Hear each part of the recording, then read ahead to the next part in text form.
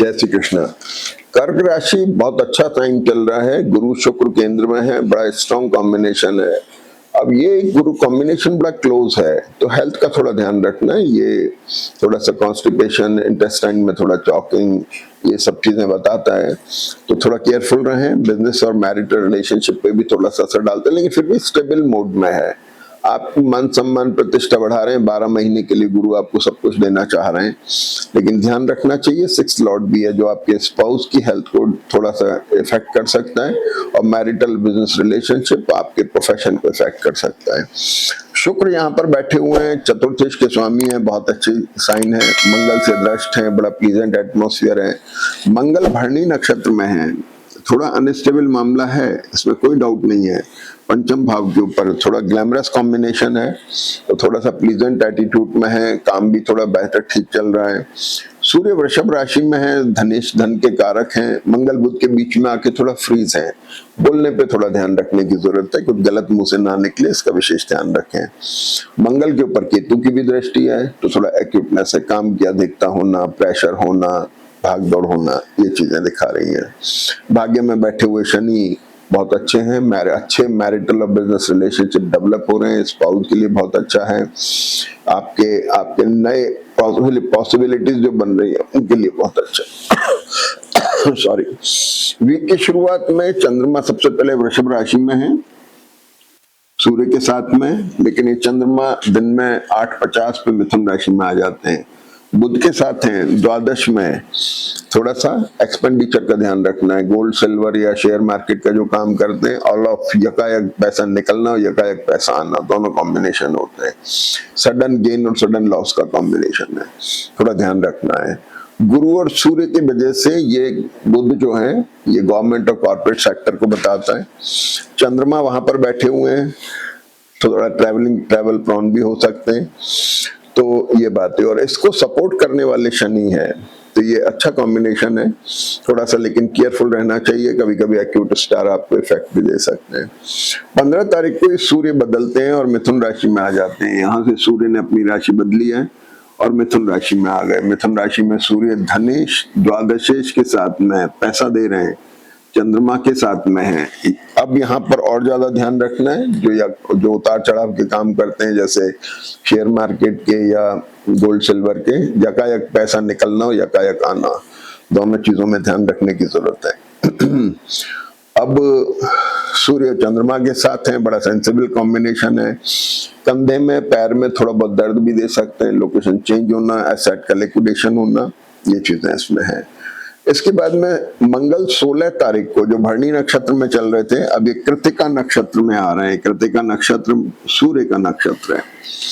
सूर्य जो आपके second Lord हो गए, धन के कारक हो गए, अब ये कृतिका नक्षत्र में आ गए।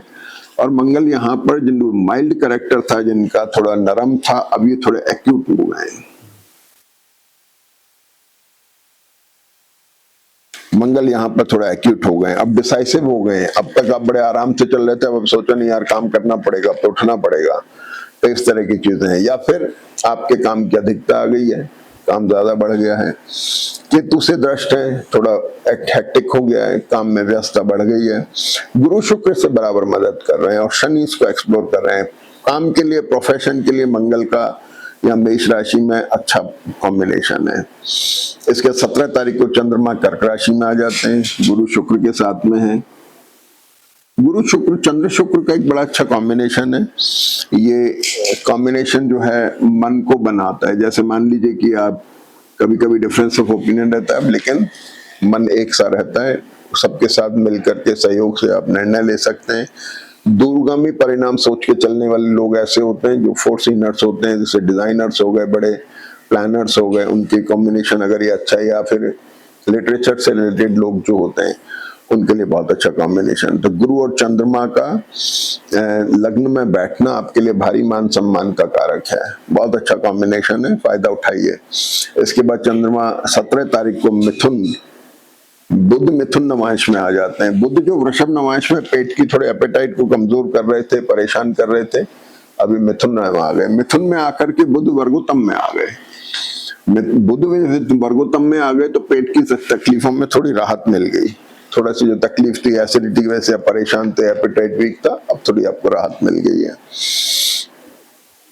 18 तारीख को गुरु का वर्गोत्तम कैरेक्टर बदल रहा है। जो गुरु यहाँ पर पहले वर्गोत्तम में थे, अब ये सिंह नवांश में चले गए। वर्गोत्तम माने कर्क में गुरु यहाँ भी थे और नवांश कुंडली में भी कर्क। वर्गोत्तम बड़ी अच्छी स्ट्रॉन्ग पोजीशन होती है जो अब बदल गई और ये सिंह नवांश में आ गए और नक्षत्र भी बदल गया, उससे पुष्य नक्षत्र में आ गए। तो गुरु एक्सप्लोरिंग कैरेक्टर हो गया, गुरु बड़े एक्सप्लोर कर गए। अब चंद्र शुक्र और गुरु का कॉम्बिनेशन बड़ा एक्सप्लोरिंग है, बहुत अच्छा कॉम्बिनेशन बन रहा है, इसका फायदा उठाइए। अच्छे नए मैरिटल और बिजनेस रिलेशनशिप डेवलप हो रहे हैं, बिजनेस में नए प्रपोजल आ रहे हैं, नौकरी के लिए नए ऑप्शंस बन रहे हैं। जो बच्चे शादी ब्याह की तरफ हैं उन लोगों के लिए बहुत अच्छे प्रपोजल्स आकर के फाइनलाइजेशन की तरफ जा रहे हैं, बहुत अच्छा कॉम्बिनेशन चल रहा है। इसके बाद में 19 तारीख को चंद्रमा सिंह राशि में आ जाते हैं, केतु के साथ हैं, एक्टिव हैं, थोड़ा सा आप और एक्टिव बना रहे हैं चंद्रमा के साथ आकर के, थोड़ा नोट्स में आकर के आपको थोड़ा एक्टिव बना रहे हैं। लेकिन चंद्र और बुध का कॉम्बिनेशन जो है आपको डस्ट की एलर्जी वगैरह, छींकें आना, थोड़ा कफ कोल्ड होना, हल्का इन्फेक्शस बना सकते हैं। तो सिंह राशि में चंद्रमा फिर 20 तारीख को वर्गोत्तम में हो जाते हैं, 9/26 से 15/23 में।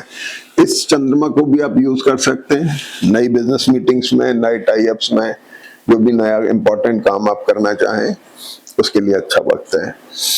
और इसके बाद में मंगल वृषभ राशि में आ रहे हैं। अब ये बड़ा खास परिवर्तन हो रहा है इस वीक का, कि मंगल जो यहाँ पर काफी समय से चल रहे हैं मेष राशि में, भरणी नक्षत्र में भी रहे, अब ये शिफ्ट होकर के वृषभ राशि में आ गए। मंगल वृषभ राशि में आ गए, नक्षत्र सेम है और नवांश उच्च का हो गया, यानी मंगल। अब आपका माइंड और स्टेबल हो गया, थोड़ा बहुत जो विम्सिकल था, थोड़ा बहुत जो अनस्टेबिलिटी जो खत्म हो गया, अब आप डिसाइसिव मोड में है। हर चीज के शॉर्ट एंड शॉर्ट आपको डिसीजन लेने हैं, आपको काम को मतलब थॉट जो है उसको कार्य रूप में परिणत करने वाली स्थिति आ गई। बच्चों को लेके बहुत कंसर्न है, जो पढ़ने वाले बच्चे उनके लिए बहुत बढ़िया वक्त है। काम काज के लिए, प्रोफेशन के लिए मंगल योग का रख रहे हैं। जब उच्च राशि उच्च नवांश में आ गए तो पूरी जन्म पत्री को स्ट्रॉन्ग बना दिया, वंडरफुल टाइम। केतु के ऊपर दृष्टि है, भाई बोलने पे कंट्रोल रखना है, ध्यान रखना है, गलत बात मुंह से ना निकले, नहीं तो सारा खेल बिगड़ जाएगा। फिर 21 तारीख को चंद्रमा कन्या राशि में आ जाते हैं शाम को 15:40 बजे, और चंद्रमा यहाँ आ जाते हैं, इसके ऊपर शनि की दृष्टि है, रीडिफाइनिंग मोड में है। तो जो कुछ भी आप कार्य में एकदम से उन्मुख हुए तो सोच विचार की तरफ चले गए, थोड़ा इंट्रोवर्ट हो गए, थोड़ा आध्यात्मिक भी हो गए, ट्रैवल अगर होती है तो धार्मिक स्थान पे होती है, एक बहुत अच्छा साइन बनता है। तो इस तरह से ये चंद्रमा की पोजीशन कन्या राशि में वीकेंड में अगले वीक तक की पोजीशन चलेगी। और इसके बाद में एक बड़ी अच्छी चीज ये होती है कि आप देखेंगे कि 8 जून से जब से चंद्रमा यहाँ एंटर हुए और 15-21 जून से जब ये बाहर निकले तो ये काल सर्प दोष बनता है, ये सारा का सारा।